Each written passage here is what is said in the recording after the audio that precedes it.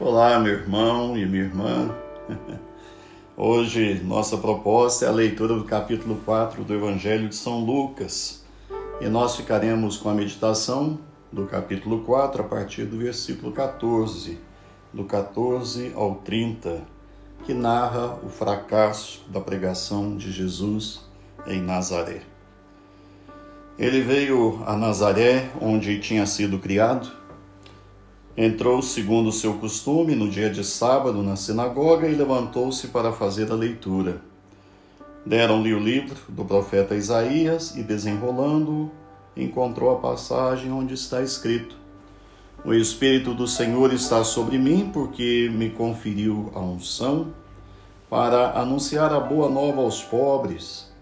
Enviou-me para proclamar aos cativos a libertação e aos cegos a recuperação da vista, para despedir os oprimidos em liberdade, para proclamar um ano de acolhimento da parte do Senhor. Enrolou o livro, entregou-o ao servente e se assentou. Todos na sinagoga tinham os olhos fixos nele. Então ele começou a lhes dizer: Hoje esta escritura se realizou para vós que a ouvis. Todos lhe prestavam testemunho, espantavam-se da mensagem da graça que saía de sua boca e diziam: Não é esse o filho de José? Então ele lhes disse: Por certo ireis me citar este provérbio: Médico, cura-te a ti mesmo. Soubemos de tudo o que se passou em Cafarnaum. Faze, pois, o mesmo aqui em tua pátria. E acrescentou: Em verdade, eu vos digo, nenhum profeta é bem acolhido em sua pátria. É verdade o que vos digo. Havia muitas viúvas em Israel nos dias de Elias, quando o céu ficou fechado 3 anos e 6 meses, e sobreveio uma grande fome sobre a terra toda. No entanto, não foi a nenhuma delas que foi enviado Elias, mas sim a uma viúva em Sarepta de Sidom. Havia muitos leprosos em Israel no tempo do profeta Eliseu. No entanto, nenhum deles foi purificado, mas sim Naamã, o sírio. Todos na sinagoga ficaram tomados de cólera, ouvindo essas palavras. Eles se levantaram, lançaram-no fora da cidade e o conduziram até uma escarpa da colina, sobre a qual estava construída a sua cidade, para daí o precipitarem abaixo. Mas Jesus, passando no meio deles, seguiu o seu caminho. Meu irmão e minha irmã, que leitura, não é mesmo? Esse evangelho sempre nos chama muito a atenção e nós queremos meditar sobre o que nós acabamos de ouvir. Todo mundo que servir a Deus, declarava um cartaz do lado de fora da igreja. Mas a pergunta é: seria esse cartaz uma afirmação ou seria esse cartaz uma pergunta? Todos nós sabemos o que queremos que Deus faça. No entanto, quando se trata do contrário, não somos tão bons em alinhar nossas esperanças e intenções com o que Deus tem em mente. Isso é muito comum, que aconteça, porque nós desejamos mais a nossa vontade sendo cumprida do que uma atenção fidedigna aos planos de Deus. E nada ilustra isso de forma mais clara do que quando Jesus, tendo iniciado o seu ministério de proclamar o reino de Deus, voltando à sua cidade natal. Ali todos o conheciam e conheciam também a sua família.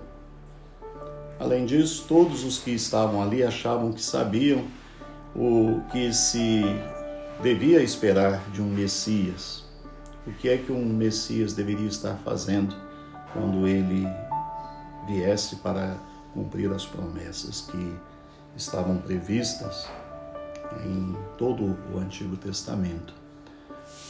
Eu gostaria de convidar você a nos imaginar naquela manhã de sábado, de pé, no fundo daquela sinagoga, e olhando lá na frente, vermos Jesus sentado na cadeira principal. A vital coisa que você sabe é que o povo está passando por um momento muito difícil em sua história. Sabemos que o país está sob o domínio dos romanos. E o sentimento que está presente no coração de todos é que é hora de Deus resolver tudo isso. Portanto, qualquer um que afirme ser um profeta ou até mesmo cite as Escrituras e diga que essas expectativas estão se cumprindo, deveria também dizer ao povo como Deus o resgatará. Derrotará os maus e esmagará os invasores pagãos. É assim o pensamento de todos que estavam ali naquela sinagoga. Isso é o que Deus deveria estar fazendo, essa era a expectativa de cada um deles. Mas nós sabemos exatamente o que está acontecendo logo após Jesus ter lido o profeta Isaías e ter sentado para anunciar a palavra. Jesus ele começa a falar sobre a graça, sobre o ano da graça do Senhor. Bem, nós sabemos o que isso significa. O ano da graça do Senhor significa o tempo em que todos devem ser perdoados de suas dívidas. Talvez seja a hora de fazer isso de uma vez por todas e mais completamente. Mas Jesus traz uma novidade. Jesus está falando sobre Deus fazer isso, e não para alguns, mas para todos. Até mesmo para os ímpios e os pagãos, para os perseguidores do povo. As pessoas na sinagoga, elas não acreditam no que estão ouvindo. É para você imaginar todo aquele burburinho, né, das pessoas dizendo: ele não merece ser linchado. Olha o que é que ele está dizendo, quem ele pensa que é, nós não podemos aceitar isso.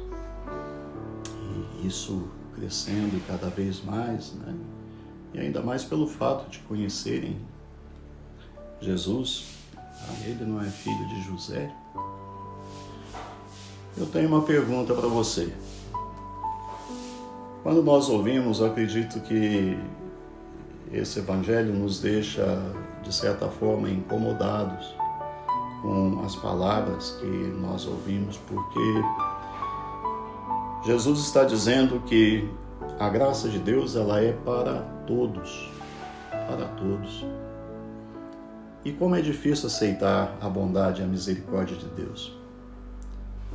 Como podemos testemunhar na leitura do Evangelho de Lucas que fizemos hoje, Jesus acabou de virar todos os seus conceitos, expectativas de cabeça para baixo. Os seus conceitos, os meus conceitos, os conceitos de todas aquelas pessoas que se encontravam ali naquela sinagoga. Ele está dizendo que Deus não vai agir a partir da forma como você pensa, como o mundo pensa. Deus agirá conforme a sua justiça. O agir de Deus, na verdade, ele vira o mundo inteiro de cabeça para baixo. Isso significa que ele está virando o nosso mundo de cabeça para baixo também. Infelizmente, ou talvez felizmente, Deus tende a fazer isso, e Jesus, como nós sabemos, ele fazia isso constantemente. Em cada gesto, em cada palavra, em cada encontro que Jesus realiza, ao longo da sua jornada, né? É isso que vai acontecendo.